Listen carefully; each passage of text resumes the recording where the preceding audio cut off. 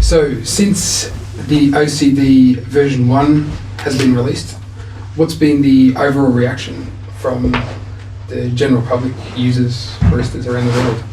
Yeah, well, it's definitely been overwhelming because I was passionate about this tool, and I saw value in the tool. So as my on a coffee team, but we do live in a small place, and we are a little bit isolated. So I did not really expect how people outside of our circle gonna accept the tool.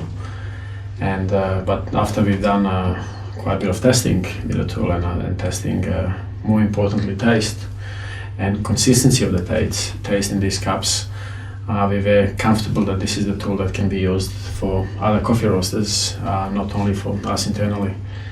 And once we have released the very first version and said this is a distributor tool, I think I posted it on my Instagram and just got overwhelming feedback about the idea of distributing tool. Thousands, I remember. Yeah, it was very overwhelming, and I think the first time I showed it in Milan, in Host, and it was really nice to see great coffee professionals that, you know, visually when they're looking at a tool and why we've done it and how it works, they just love the concept. And it was also accepted very well by coffee beginners. They have not made a coffee before, because it obviously helped to do distribution without really being expert barista and relying on the techniques, how it's distributed.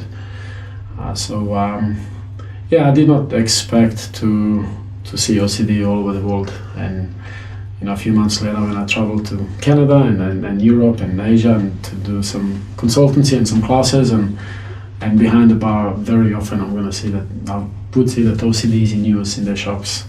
So it's overwhelming, you know. It's excellent.